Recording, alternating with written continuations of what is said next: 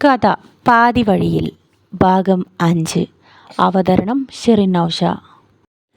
എനിക്ക് അഭിരാമിയെ ഇഷ്ടമാണ് ചേട്ടാ. അവളെ വിവാഹം കഴിക്കാൻ എനിക്ക് താല്പര്യമുണ്ട്. ആ കാര്യം അവളോട് പറയാൻ വേണ്ടിയാണ് ഞാനിവിടെ വന്നത്. ഏട്ടൻ വന്നതേതായാലും നന്നായി. ഏട്ടൻ പപ്പയോട് പറഞ്ഞ് ഈ വിവാഹം നടത്തി തരണം.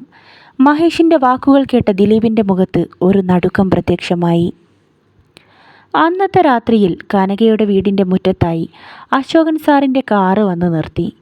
ആ കൊച്ചു കൂരയുടെ മുറ്റത്തേക്ക് കാറ് വന്ന് കയറുന്ന ശബ്ദം കേട്ട് കനകമ്മ മുൻവശത്തെ വാതിൽക്കൽ നിന്നും പുറത്തേക്ക് എത്തി നോക്കി. അശോകൻ സാറിൻ്റെ മൂത്ത മകൻ ദിലീപ് കാറിൽ നിന്നും പുറത്തേക്കിറങ്ങിയത് കനക കണ്ടു. അവർ വാതിൽ മുഴുവനായും തുറന്ന് പുറത്തേക്കിറങ്ങി. ദിലീപ് പുഞ്ചിരിയോടെ ആ വീട്ടിലേക്ക് കയറി വന്നു. കനകാൻറ്റി, എന്തുണ്ട് വിശേഷം? ഒരുപാട് നാളായല്ലോ കണ്ടിട്ട്.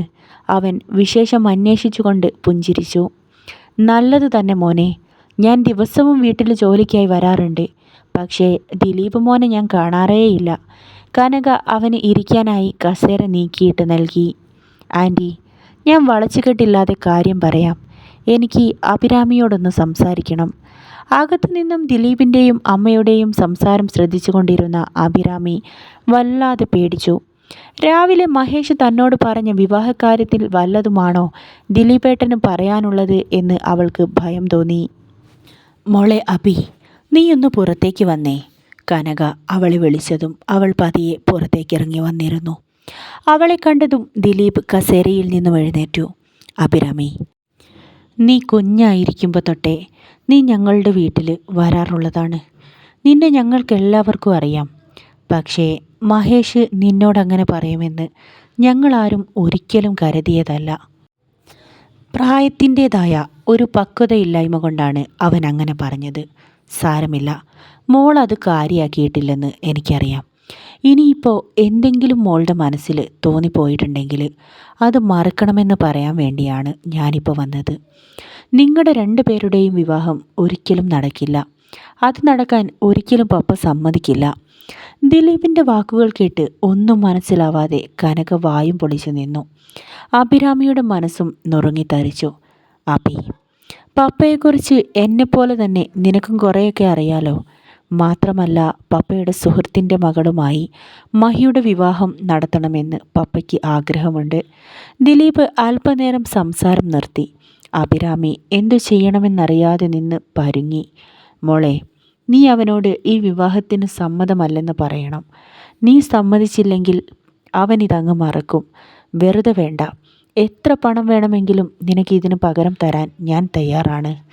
ദിലീപിൻ്റെ വാക്കുകൾ കേട്ടതും കനകയുടെ കണ്ണുകൾ നിറഞ്ഞു. അഭിരാമിയുടെ ഹൃദയം വിറച്ചു. കനക കണ്ണു തുടച്ചുകൊണ്ട് മകളെ നോക്കി.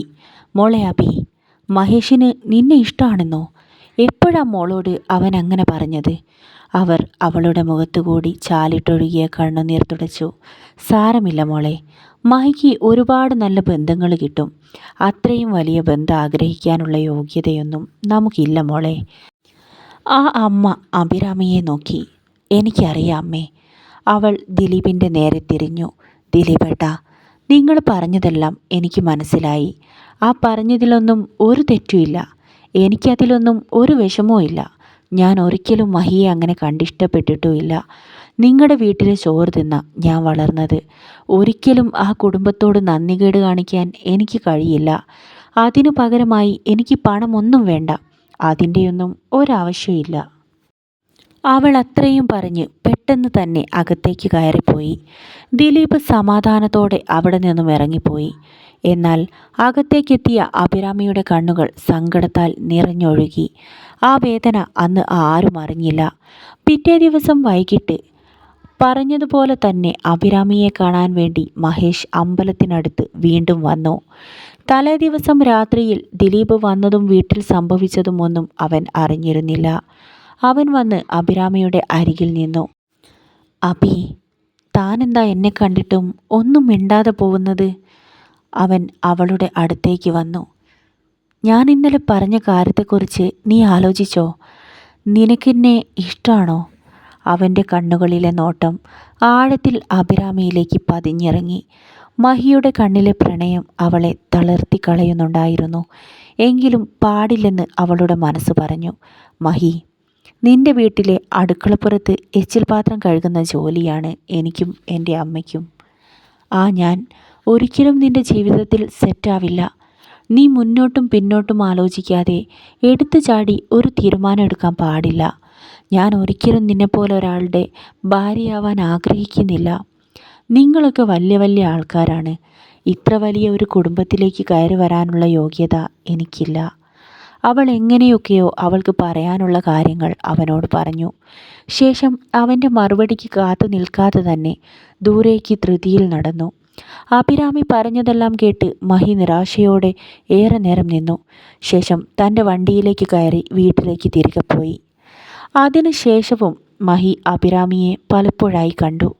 വീട്ടുകാരെല്ലാവരും കൂടി മഹിയുടെയും പൂജയുടെയും വിവാഹത്തിനുള്ള ഒരുക്കങ്ങൾ തുടങ്ങി.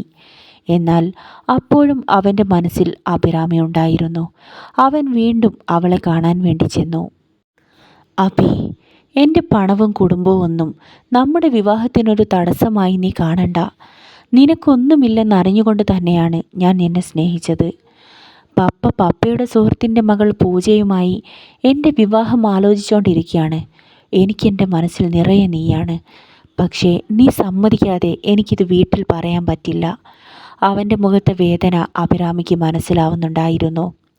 മഹി തന്നെ മറക്കാൻ എന്തെങ്കിലും കള്ളം അവനോട് പറയാൻ തന്നെ അവൾ തീരുമാനിച്ചു.